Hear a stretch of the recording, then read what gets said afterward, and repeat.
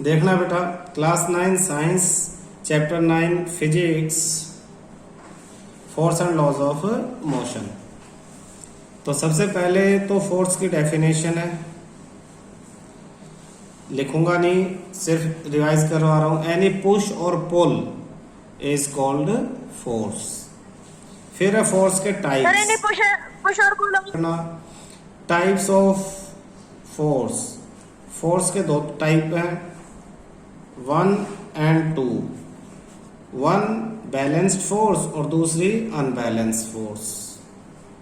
Third, define balanced force.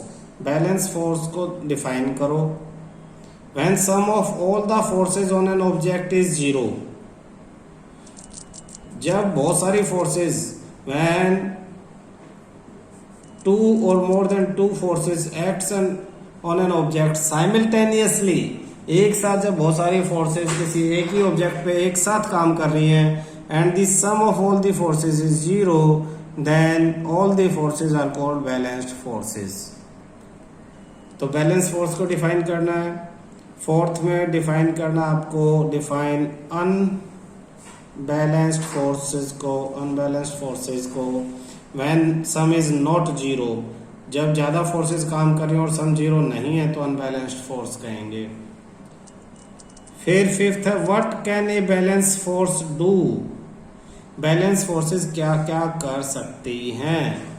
What can balanced forces does. Balance forces क्या क्या कर सकती हैं, डू। और सिक्स्थ में, what can unbalanced forces do. Unbalance forces क्या क्या कर सकती हैं। अब बैलेंस फोर्सेस क्या क्या कर सकते हैं इसको देखते हैं। जो बैलेंस फोर्सेस है ना, वो सिर्फ शेप चेंज कर सकती हैं। Can change only the shape. Shape को चेंज कर सकती हैं। भाई दो इक्वल फोर्सेस आप अगर बलून पे लगा दोगे तो बलून पिचक जाएगा, तो उसकी शेप चेंज होगी। किसी के गाल दोनों तरफ से दबा दो, मुंह की फेस शेप चेंज हो जाएगी। इक्वल और अपोजिट फोर्स लगा रहे हो आप, तो वो बैलेंस फोर्सेस हैं। अनबैलेंस फोर्सेस क्या कर सकती है। अनबैलेंस फोर्सेस जो है, रेस्ट वाली ऑब्जेक्ट को मोशन में ला सकती हैं और मोशन वाली को रेस्ट पे ला सकती हैं। ये डायरेक्शन भी चेंज कर सकती है unbalanced force. Direction, moving object की डायरेक्शन चेंज करने के लिए अनबैलेंस फोर्स लगती है। अच्छा, जो अनबैलेंस फोर्स कर सकते हैं, बैलेंस फोर्स वो नहीं कर सकती। बैलेंस फोर्स किसी भी ऑब्जेक्ट को रेस्ट पे नहीं ला सकती अगर मोशन में है तो, और अगर रेस्ट पे तो मोशन में नहीं ला सकती। और अगर ऑब्जेक्ट सीधी मूव कर रही है तो उसे उसके पाथ को चेंज नहीं कर सकती, डायरेक्शन को चेंज नहीं कर सकती। तो फोर्स, टाइप्स ऑफ फोर्स, उनकी डेफिनेशन, वो क्या कर सकते हैं। पहले तो ये सारा एक ही कैटेगरी का काम था। फोर्स, टाइप ऑफ फोर्स, और क्या वो कर सकते हैं, क्या नहीं कर सकते। इसके बाद आपकी नेक्स्ट कैटेगरी शुरू हो जाती है फ्रिक्शन फोर्स से। तो 7th क्वेश्चन में, what is frictional force. Frictional force किसे कहते हैं।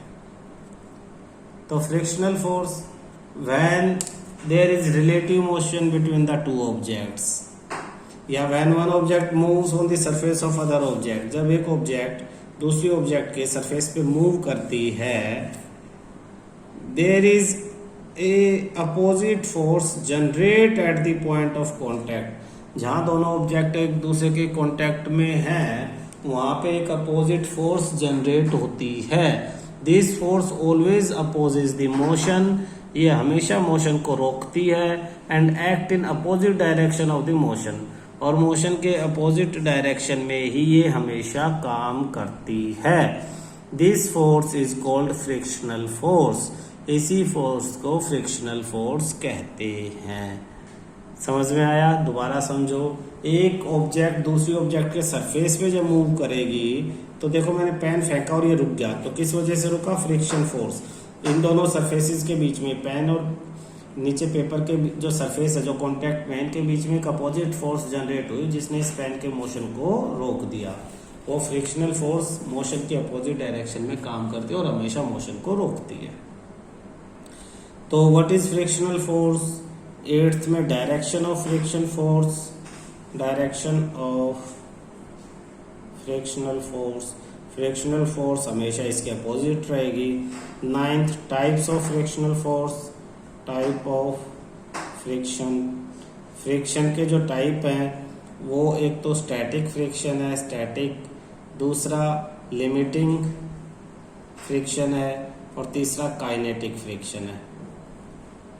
तो स्टैटिक फ्रिक्शन यानी ड्यूरिंग रेस्ट, जब ऑब्जेक्ट रेस्ट में है, जब जो फ्रिक्शन जनरेट होता है तो उसे स्टैटिक फ्रिक्शन कहते हैं। Just at a point where object just start to move, तो उसे हम लिमिटिंग फ्रिक्शन कहेंगे। कैसे? आपने एक बड़ी हैवी टेबल को धक्का लगाना शुरू किया, जब आपने फोर्स लगाया तो उसी टाइम, जब आपने फोर्स नहीं लगाया टेबल पे तो फ्रिक्शन फोर्स भी जीरो, कोई फोर्स जनरेट नहीं हुआ। जैसे आप उस टेबल पे फोर्स लगाने लगे, फ्रिक्शन फोर्स जनरेट होने लगा, लेकिन वही फ्रिक्शन फोर्स उस ऑब्जेक्ट को मूव करने से रोकता है। तो friction is a self adjusting, static friction is self adjusting friction. ये कैसा है? सेल्फ एडजस्टिंग फोर्स है ये, यानी जैसे आप फोर्स लगाओगे उसके इक्वल स्टैटिक फ्रिक्शन जनरेट हो जाएगा। स्टैटिक फ्रिक्शन रोकता है ऑब्जेक्ट को मूव करने से, लेकिन आपका फोर्स धीरे धीरे बढ़ता जाएगा तो एक ऐसी लिमिट आएगी जब ऑब्जेक्ट मूव करने लगेगी, उस टाइम उस फ्रिक्शन को हम लिमिटिंग फ्रिक्शन कहेंगे। अब ऑब्जेक्ट मूव करती है और मूव करते हुए जो फ्रिक्शन जनरेट हो रहा है उसे काइनेटिक कहते हैं, ड्यूरिंग मोशन। इनमें सबसे ज़्यादा लिमिटिंग फ्रिक्शन है, उससे कम है स्टैटिक फ्रिक्शन और सबसे कम है काइनेटिक फ्रिक्शन। तो लिमिटिंग, स्टैटिक और काइनेटिक, सबसे ज़्यादा लिमिटिंग फ्रिक्शन, फिर स्टैटिक फ्रिक्शन और सबसे कम काइनेटिक फ्रिक्शन। फ्रिक्शन को रिड्यूस कैसे कर सकते हैं? फ्रिक्शन को रिड्यूस करने के लिए oiling, oil, grease, powder, graphite powder, ये बहुत सारी चीज़ें जो हैं वो यूज़ कर ली जाती हैं। आप रोलिंग फ्रिक्शन जो है, rolling friction is less than the sliding friction. Rolling friction sliding friction से कम है, इसलिए स्लाइडिंग फ्रिक्शन को बॉल बियरिंग की हेल्प से रोलिंग फ्रिक्शन में कन्वर्ट कर दिया जाता है। रोलिंग फ्रिक्शन आपने अपने साइकिल में देखा होगा, इस तरह के बॉल बियर्स होते हैं, तो ये रोलिंग फ्रिक्शन में कन्वर्ट करते हैं स्लाइडिंग को, तो फ्रिक्शन को कम कर देते हैं। तो friction force always oppose the motion, इतना तुम्हें मेन याद रखना है। इसके बाद आपका जो टॉपिक आता है वो है न्यूटन्स फर्स्ट लॉ। गैलीलियो ने एक एक्सपेरिमेंट किया था। पहले ऐसा माना जाता था कि ऑब्जेक्ट की जो टेंडेंसी है, ऑब्जेक्ट हमेशा रेस्ट पे आना चाहती है।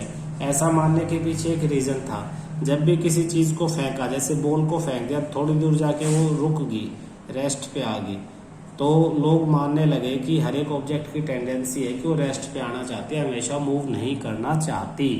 लेकिन सबसे पहले गैलीलियो ने बताया था,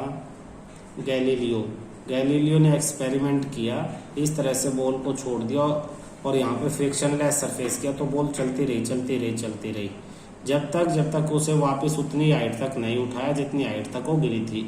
इतनी हाइट तक उठाने से अपोजिट डायरेक्शन में ग्रेविटेशनल फोर्स लगेगा और बॉल रुक जाएगी। तो गैलीलियो ने कहा जब तक अपोजिट फोर्स नहीं लगाते ऑब्जेक्ट रेस्ट पे नहीं आती, यानी ऑब्जेक्ट की रेस्ट पे आने की टेंडेंसी नहीं होती। अगर फ्रिक्शन जीरो होगा तो ये बॉल हमेशा चलती रहेगी, कभी नहीं रुकेगी। वो तो फ्रिक्शन होता है जो इसके मोशन को रोक देता है। गैलीलियो के इसी एक्सपेरिमेंट को पढ़ के सबसे पहले न्यूटन ने जो लॉ दिया, Newton's first law of motion, Newton ने मोशन का फर्स्ट लॉ आपको दिया। तो फर्स्ट लॉ कौन सा था? न्यूटन ने कहा कि अगर एक ऑब्जेक्ट मोशन में है तो मोशन में ही रहेगी। अगर जो एक्सटर्नल फोर्स है वो अप्लाई ना करो। कोई भी अगर एक्सटर्नल फोर्स अप्लाई नहीं करोगे तो ऑब्जेक्ट मोशन में तो मोशन में रहेगी, रेस्ट पे है तो वो रेस्ट पे ही रहेगी। यानी एक ऑब्जेक्ट हमेशा चलती रहेगी अगर बाहर से कोई उस पर फोर्स अप्लाई नहीं हुआ तो। ठीक है, तो न्यूटन के फर्स्ट लॉ के बेस पे ही एक नई फिजिकल क्वांटिटी का नाम आया inertia. Inertia tendency of N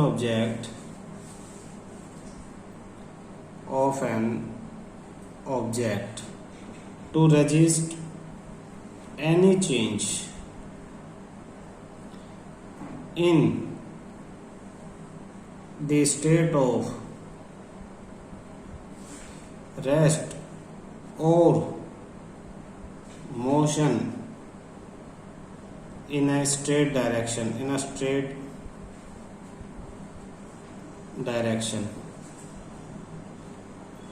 is called inertia.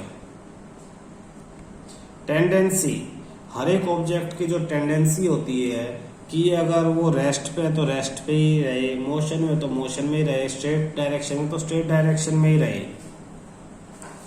तो इस तरह की जो टेंडेंसी, जैसे पेन है, ये रहा पेन, मैं इसे कहूँ पेन आगे जा, तो ये पेन आगे जाएगा क्या? नहीं जाएगा, क्योंकि इसके अंदर टेंडेंसी है, ये नहीं जाना चाहता। पर फिर भी अगर मुझे आगे ले जाना है तो मुझे फोर्स लगानी पड़ेगी। कितनी फोर्स? इसकी टेंडेंसी से ज़्यादा फोर्स। जैसे यहाँ तो पेन है, मैंने आगे कर दिया, इसने टेंडेंसी थी, इसने मुझे कहा नहीं जाऊँगा, मैंने फोर्स लगा दिया, ये चला गया। अगर इसकी जगह कोई हैवी ट्रक होता बड़ा सा, मैं उसे बोलता आगे जा, वो नहीं जाता, मैं धक्का लगाता तो वह चला जाता ना, क्योंकि उस पर टेंडेंसी ज़्यादा है, मुझे उसकी टेंडेंसी से ज़्यादा फोर्स लगाना पड़ेगा तभी वो मूव करेगा। तो हर एक ऑब्जेक्ट में अपनी टेंडेंसी होती है। तो ये इनर्शिया 3 तरह की होती है, inertia of rest, inertia of motion, inertia of direction, 3 तरह की। और इन तीनों के जो है ना वो यूजेस, एप्लीकेशंस हैं।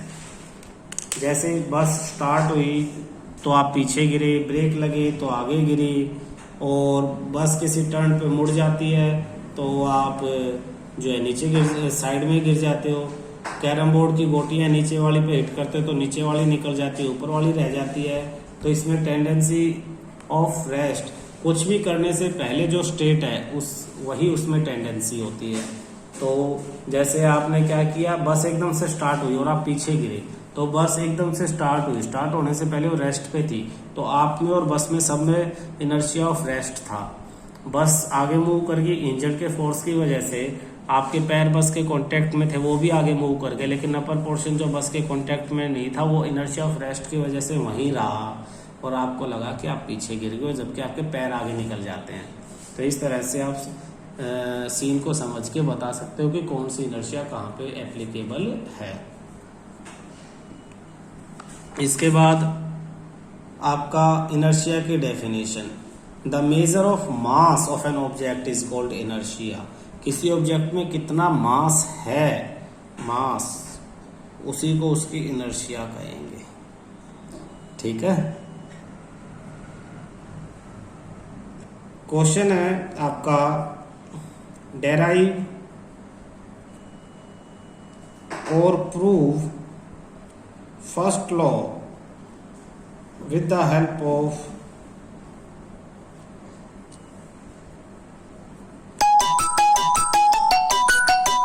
Second law. डेराइव और prove first law with the help of second law. Second law क्या कहता है, देखना solution. According to second law of motion, second law of motion क्या कहता है, F equal to M A, यानी F equal to M A का formula क्या है, V minus you upon T.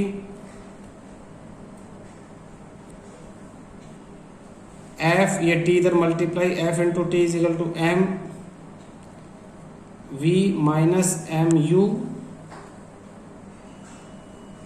ध्यान से समझना, फर्स्ट लॉ अकॉर्डिंग इफ इसमें इफ फोर्स जीरो कर दें, फोर्स को क्या लिख दें जीरो, देन क्या होगा देखो, यहाँ जीरो कर दोगे, जीरो इंटू में t equal to M v minus m u, ये पूरा zero is equal to M v minus m u, और ये जो एम यू था ये इधर आ जाएगा, M U equal to M V, M से M cancel, U equal to V, यानी initial velocity equal to final velocity, no change in, therefore no change in velocity, no change in velocity. तो first law prove हो गया। First law यही कहता है, it is proved that if external unbalanced force F is zero, there is no change in velocity, यही तो first law था। अगर फोर्स जीरो हो जाए तो वेलोसिटी में कोई चेंज नहीं होगा, अगर जीरो है तो जीरो ही रहेगी, 10 है तो 10, 20 है तो 20 रहेगी।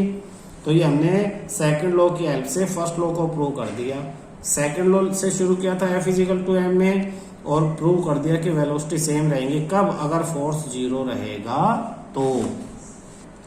Example 9.1, a constant force act on an object of mass 5 kilogram, mass equal to 5 kilogram, for a duration of 2 second, time equal to 2 second, it increases the object's velocity from 3 to 7, initial velocity 3 meter per second, final velocity 7 meter per second, find magnitude of applied force, F पूछ लिया। Now if the force was applied for a duration of 5 second, कह रहा यही वाली force अगर कितने second के लिए, 5 सेकंड के लिए अप्लाई की जाए, what would be the final velocity, तो फाइनल वेलोसिटी क्या होगी, इनिशियल तो वही होगी जो ये थी, initial velocity 3 meter per second. तो पहले तो F निकालो, F का formula F equal to M a, M तो है, A नहीं है, तो A V minus you upon t, सारी वैल्यूज लगा के फोर्स निकाल दो। M कितना है 5, इंटू V आपको 7 दे दिया, माइनस 3 अपॉन में T दे दिया 2, तो 5 मल्टीप्लाई 7 माइनस 3 4 अपॉन 2, 2 1 जा 2 2 जा 5 2 जा 10 न्यूटन, 10 न्यूटन फोर्स है। ये आंसर है किसका, फर्स्ट केस का। सेकंड केस कह रहा है इनिशियल वेलोसिटी यही है, फोर्स 10 न्यूटन जो फर्स्ट केस में है, टाइम ये, तो फाइनल वेलोसिटी बताओ।